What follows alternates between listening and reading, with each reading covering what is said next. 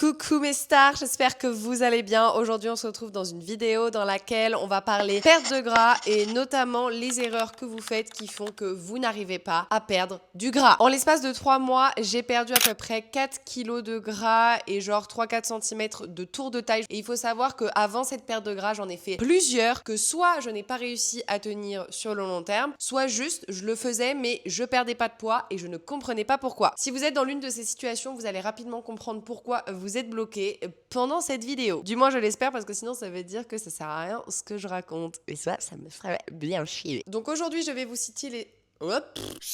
Donc aujourd'hui l'objectif c'est de vous citer les erreurs les plus communes dans la perte de gras qui expliquent pourquoi vous êtes bloqué. Mais si jamais vous voulez une vidéo YouTube sur qu'est-ce qu'il faut exactement faire pour perdre du gras de A à Z, n'hésitez pas à me le dire dans les commentaires. Je serais ravie de vous préparer tout ça. Et avant qu'on se lance dans le vif du sujet, pense à t'abonner, ça me ferait extrêmement plaisir. Merci. Alors la première erreur qui est la plus banale et la plus commune, c'est que tu n'es pas en déficit calorique, ma belle. Alors le déficit calorique, ça veut tout simplement dire que tu dépenses plus en énergie que ce que tu consommes en alimentation. Et scientifiquement parlant, il n'y a aucun autre moyen que ça pour perdre du poids, pour perdre du gras. Donc si tu ne perds pas, c'est que tu n'es pas en déficit calorique. Et alors j'ai plein de meufs sur les réseaux qui me disent « Ah mais si Laura, pourtant je suis en déficit calorique ». Non, c'est non. À part s'il y a une faille spatio-temporelle qui fait que ton corps est ultra spécial et du coup tu n'as pas besoin d'un déficit calorique pour perdre du gras et tu utilises une autre technique magique qui est je ne sais quoi. Je sais plus quelle est la construction de ma phrase. Mais en gros, ce que je veux dire, c'est que si tu perds pas, c'est que t'es pas en déficit calorique. Point final. Sauf exception, évidemment, aux gens qui ont certaines maladies qui font qu'ils ont plus de mal que les autres à perdre du poids malgré un déficit calorique. Je pense notamment aux filles qui ont du SOPK. Et d'ailleurs, je crois que ça ne s'appelle plus comme ça, mais je n'ai pas le nom en tête, donc je l'ajouterai au montage. Mais pour les gens en bonne santé, sinon, il faut un déficit calorique. Point final. Je t'invite à peser tout ce que tu consommes et notamment les huiles, le beurre, les noix, etc. Et là, tu vas voir que au final, t'es pas tant en déficit calorique que ça. En numéro 2, haha, ça c'est une erreur que j'ai fait vraiment pendant toutes mes pertes de gras, c'est de supprimer les glucides. Et en même temps, est-ce qu'on peut me jeter la pierre et te jeter la pierre quand on voit que sur les réseaux sociaux, il y a tout un tas de meufs qui te disent que pour perdre du gras, la solution magique, c'est de supprimer le sucre et les glucides, surtout le soir. Non, non et non, non, on ne fait pas ça. Ok. Coucou toi. Oh bah d'accord mon amour. Mimi, ça, Antoine de jeu trop mignon avec des cheveux tout doux. Tu veux participer, mon bébé? Would you like to say something to the girls? Very smart, thank you. Je sais plus ce que je disais. Oui, le déficit calorique. Je disais tout à l'heure que pour perdre du gras, il faut faire un déficit calorique. Moi, je te conseille de préférence de créer le déficit par le sport, c'est-à-dire qu'au lieu de manger moins, tu vas augmenter ta dépense sportive par de la muscu, de la course à pied, de la marche, ce que tu veux, ce qui te fait plaisir. Sauf que si tu augmentes la dépense calorique par le sport en enlevant les glucides qui est the source d'énergie par excellence, qu'est-ce qui va se passer selon toi? Bah moi je vais te le dire, déjà de 1, tu vas être crevé en permanence, tu vas avoir une fatigue ultra intense, tu vas avoir du mal à récupérer de tes séances de sport et surtout meuf, tu vas avoir la méga dalle, tu vas avoir faim tout le temps, la flemme. Donc là, il y a 2 issues avec cette option de supprimer les glucides. La première, c'est que tu vas abandonner ta perte de gras au bout d'un moment parce que c'est hyper décourageant d'être dans un état comme ça, physique et mental. Et la deuxième solution, c'est que tu vas te filer des troubles du comportement alimentaire.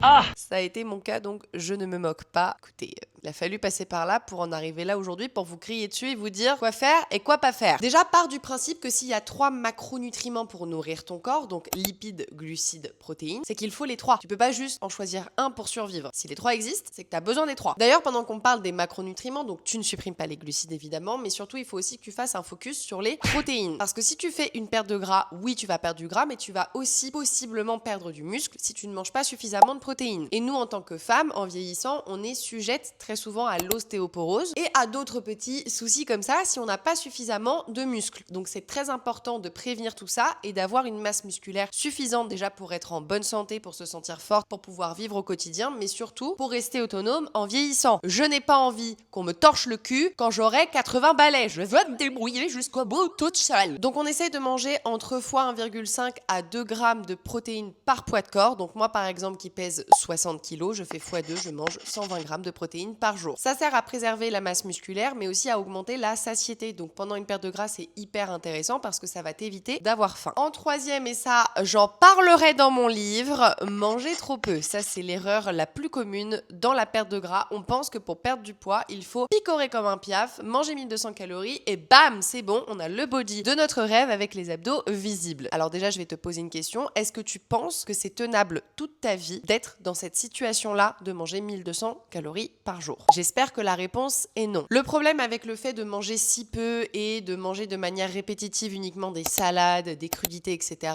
c'est que ça va te créer des fringales et des craquages au bout d'un moment, c'est une certitude. Et si c'est pas le cas, ça va te créer des troubles du comportement alimentaire. Et pour avoir été là-dedans, j'en ai beaucoup parlé de manière ironique pendant la vidéo parce que c'est ma manière de gérer mes traumas, laissez-moi tranquille. C'est vraiment pas fun et c'est très très long de s'en sortir. Et puis c'est hyper dangereux pour la santé aussi. Voilà, donc il faut pas faire ça. Donc avec 1200 calories, c'est ce que je disais, tu finis par craquer, t'es hyper fatigué, t'as l'effet yo-yo, pas de récupération musculaire. Et puis on va pas se mentir, tu penses à la bouffe tout le temps, c'est horrible, franchement c'est pas une manière de vivre. Et en plus de ça, il y a une voie alternative à ça pour perdre du gras. Typiquement, moi, dans ma perte de gras qui a duré 3 mois, j'ai mangé entre 1800 et 1900 calories par jour. Rien à voir avec 1200 calories, on est bien d'accord. À savoir qu'en fonction de ton âge, ta taille, ton poids actuel, ton objectif, ton activité physique, ton métier, tu vas pas avoir besoin du même nombre de calories que moi. Donc ne prends pas 1900 calories pour exemple. Mais en gros, moi, comment j'ai fait mon calcul, mon métabolisme de base, il est autour de 2100 calories, donc en maintien en gros. Et un déficit calorique pour qu'il soit effectif, en général, on dit qu'il faut enlever entre 200, 300 à 500 calories. Moi, typiquement, j'ai enlevé 200-300 calories et c'était largement suffisant puisque j'ai réussi à perdre du gras en l'espace de 3 mois. La quatrième erreur, et alors celle-là, c'était la grande mode il y a un temps sur les réseaux sociaux, c'est de faire tout le temps et uniquement du cardio. Les routines escaliers là, pendant 1 heure où tu fais des trucs avec tes jambes, des jetés, sauter, je sais pas quoi, ou alors être sur le tapis incliné à 12 pendant 25 minutes ou je sais pas quoi, et on souffle. Si c'est une technique qui fonctionne pour toi et que tu kiffes ce genre de routine,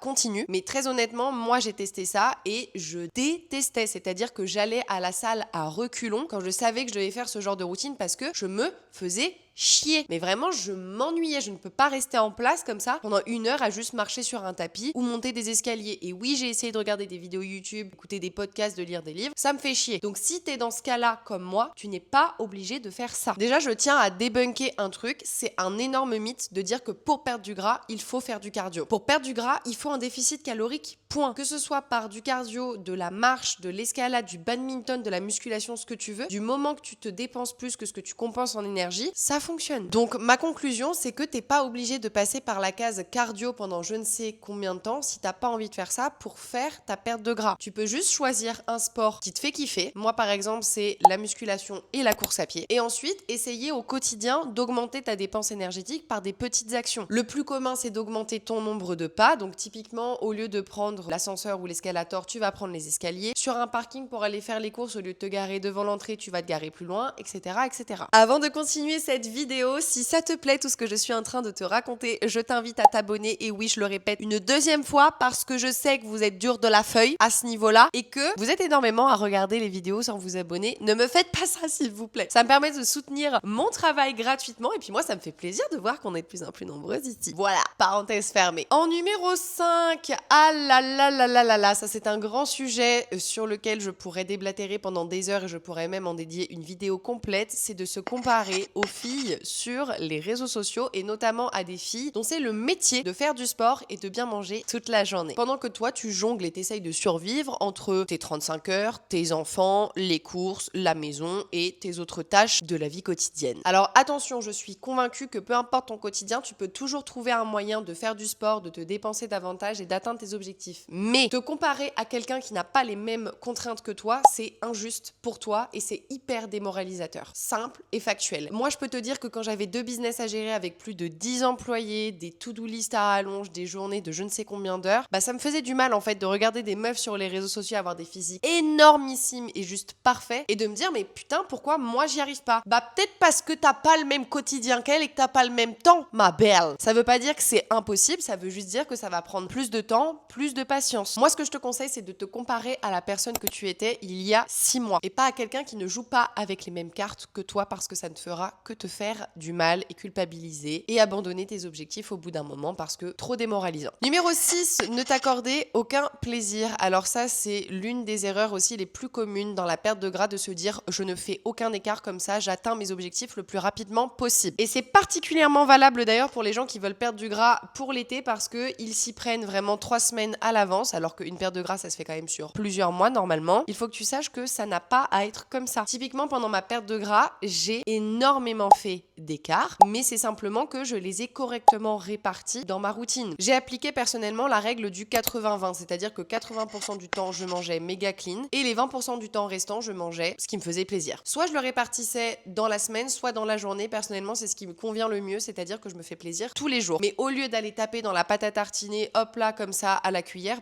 je vais peser ma pâte à tartiner que je vais mettre sur mon fromage blanc parce que ça me permet d'en manger et de me faire plaisir, mais ça me permet aussi d'atteindre mes objectifs parce que je fais attention à la quantité que je consomme. Parce qu'il faut sachez qu'il n'y a aucun aliment qui te fait perdre du gras ou prendre du poids. Une pizza ne te fera pas prendre de poids, une salade ne te fera pas perdre du poids. Ce qui compte, c'est plutôt la quantité de ce que tu consommes de chacun de ces aliments. Et je le rappelle, si tu es en déficit calorique, peu importe ce que tu consommes, tu peux atteindre tes objectifs en te faisant plaisir tous les jours. Retiens bien que ce qui fait évoluer ton physique au fil des semaines, au fil des mois, ce n'est pas un repas. Ce sont les habitudes que tu répètes semaine après semaine. Et personnellement, je préfère me dire que je vais mettre un petit peu plus de temps à perdre du gras en me faisant plaisir tous les jours, plutôt que de perdre du gras en l'espace de 3 semaines, en étant hyper restrictive surtout, en ne pouvant plus sortir au resto avec mes amis et en devant tout calculer, en étant complètement maso sur le sujet. Et la 7e erreur, qui est la dernière, c'est de changer ta routine du jour au lendemain, du tout au tout. T'es méga motivé au début de l'aventure à atteindre tes objectifs, donc tu passes du jour au lendemain de ne rien faire à faire tes 10 000 pas par jour, 5 séances de sport par semaine, tout peser, tout calculer au niveau des calories et des macronutriments, dormir 8 heures par nuit, boire tes 3 litres d'eau par jour. Ça fait beaucoup là, non? Alors c'est vraiment le meilleur moyen de te surcharger d'un coup et de te démotiver en l'espace de quelques semaines, si ce n'est quelques jours. En fait, le problème, c'est que ta motivation finit toujours par retomber plus vite que les habitudes que tu essayes de construire. Évidemment qu'après ça, au bout de 2 semaines, t'es complètement épuisé et tu finis par abandonner. Et à ce moment-là, tu vas te dire que t'as pas de volonté alors que le problème, c'est pas toi, c'est la stratégie que t'as appliquée. Moi, ce que je te conseille de faire au lieu de changer toute ta vie comme ça du jour au lendemain, c'est d'ajouter une nouvelle habitude, soit tous les jours ou toutes les semaines en fonction des contraintes que tu as et de ta volonté. Je te donne un exemple. Tu te donnes comme objectif la première semaine de faire 8000 pas par jour au lieu des 2000, 3000 que tu fais. Et ensuite, la semaine 2, tu te dis, ok,